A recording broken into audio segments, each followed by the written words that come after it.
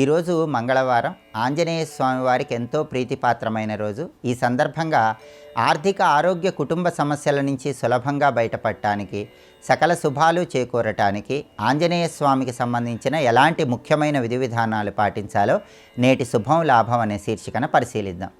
ప్రధానంగా ఉద్యోగ రంగంలో కానీ వ్యాపార రంగంలో కానీ విశేషంగా రాణించటానికి మంగళవారం సందర్భంగా ఆంజనేయ స్వామి ఆలయానికి వెళ్ళి గులాబీ పూల మాలికను ఆంజనేయ స్వామి వారికి సమర్పించాలి. ఇలా చేస్తే ఉద్యోగ వ్యాపార రంగాల్లో మంచి సత్ఫలితాలను సిద్ధింపజేసుకోవచ్చు. అలాగే ఎవరికైనా వ్యాపారంలో పోటీ ఎక్కువగా ఉన్నట్లయితే, వ్యాపారంలో తరచుగా నష్టాలు వస్తూ ఉన్నట్లయితే, తరచుగా వచ్చే నష్టాలను అధిగమించటానికి, వ్యాపారంలో పోటీ తట్టుకొని నిలబడటానికి మంగళవారం సందర్భంగా ఆంజనేయ స్వామి ఆలయంలో ఆంజనేయ స్వామి వారికి సింధూరం రంగులో ఉన్నటువంటి వస్త్రాలు సమర్పించాలి. ఇలా చేస్తే ఆంజనేయుడి సంపూర్ణమైన అనుగ్రహం కలుగుతుంది. అలాగే రావలసిన ధనం సకాలంలో చేతికి అందాలన్నా, అలాగే అప్పుల బాధల నుంచి సులభంగా బయటపడాలన్నా ఆంజనేయ స్వామి ఆలయ ప్రాంగణంలో ఒక శక్తివంతమైన దీపాన్ని వెలిగించాలి. అదే మల్లె నూనె దీపం. ఆంజనేయ స్వామి వారిని దర్శనం చేసుకున్నాక ఆంజనేయ స్వామి ఆలయ ప్రాంగణంలో మట్టి ప్రమిదలో మల్లె నూనె పోసి 9 ఒత్తులు వేసి దీపాన్ని వెలిగించాలి. ఈ మల్లె నూనె దీపం వల్ల రావలసిన ధనం సకాలంలో చేతికొస్తుంది. క్రమక్రమంగా రుణబాధల నుంచి సులభంగా బయటపడవచ్చు. దేవాలయానికి వెళ్ళలేని వాళ్ళు దీనికి ప్రత్యామ్నాయంగా మీ గృహంలోనే గంగ సింధూరంలో కొద్దిగా మల్లె నూనె కలిపినటువంటి ఆ గంగ సింధూరం బొట్లు గృహంలో ఆంజనేయ స్వామి వారి విగ్రహానికి కానీ చిత్రపటానికి కానీ అలంకరించాలి. ఇలా చేయటం ద్వారా కూడా ఆర్థిక పరంగా బాగా కలిసి వస్తుంది. అప్పుల సమస్యల నుంచి బయటపడి ఆదాయ మార్గాలు పెంపొందింపజేసుకోవచ్చు.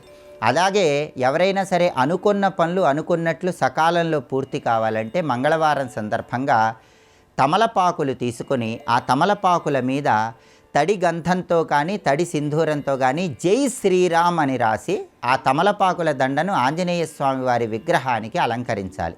ఇలా చేస్తే చేస్తున్న ప్రతి పనిలో కూడా కార్యసిద్ధి తొందరగా లభిస్తుంది.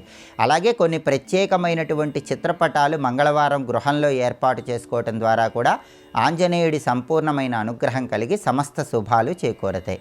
తీవ్రమైన అనారోగ్య సమస్యలతో సతమతమైపోయే వాళ్ళు హనుమంతుడి సంజీవిని పర్వతాన్ని మోస్తున్నటువంటి చిత్రపటాన్ని మీ గృహంలో దక్షిణ దిక్కులో కానీ పడమర దిక్కులో కానీ మంగళవారం ఏర్పాటు చేసుకొని మీ పూజా మందిరంలో ఉన్న ఆంజనేయ స్వామి వారికి నెయ్యి అన్నంలో కొద్దిగా వాము కలిపి ఆ నెయ్యి అన్నాన్ని నైవేద్యంగా సమర్పించండి. దాన్ని ప్రసాదంగా స్వీకరించండి. ఇలా చేస్తే క్రమక్రమంగా ఆంజనేయుడి అనుగ్రహం వల్ల అనారోగ్య సమస్యల తీవ్రతను తగ్గింపజేసుకొని ఆరోగ్యపరంగా మంచి సత్ఫలితాలను సిద్ధింపజేసుకోవచ్చు.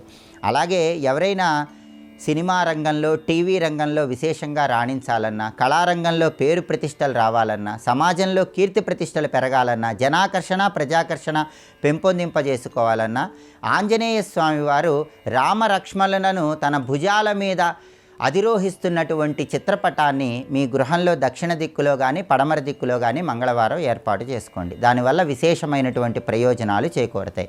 అలాగే గృహంలో వాస్తు దోషాలు ఎక్కువగా ఉన్నవాళ్ళు వాస్తు దోషాల నుంచి సులభంగా బయటపడటానికి మీ గృహంలో ఈశాన్యంలో ఆంజనేయ స్వామి వారు ఎరుపు రంగు వస్త్రాలు ధరించి కూర్చొని ఉన్నటువంటి చిత్రపటాన్ని ఏర్పాటు చేసుకోండి. దీనివల్ల వాస్తుదోష తీవ్రతను తగ్గింపజేసుకొని సమస్త శుభాలను సిద్ధింపజేసుకోవచ్చు.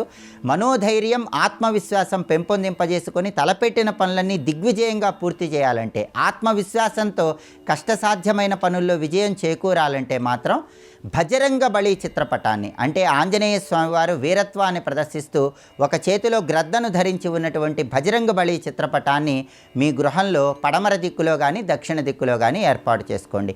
భజరంగ బలి చిత్రపటం గృహంలో ఉన్న వాళ్ళందరూ కూడా మనోధైర్యం, ఆత్మవిశ్వాసాన్ని పెంపొందింపజేసుకొని ఆంజనేయుడి అనుగ్రహం వల్ల కష్టసాధ్యమైన పనుల్లో కూడా విజయాలను అందిపుచ్చుకోవచ్చు. మంగళవారం సందర్భంగా ఆంజనేయుడిని ఇలా పూజించండి. ప్రత్యేకమైన చిత్రపటాలు ఏర్పాటు చేసుకొని ఆంజనేయుడి అనుగ్రహానికి ప్రతి ఒక్కరూ సులభంగా పాత్రులు కండి.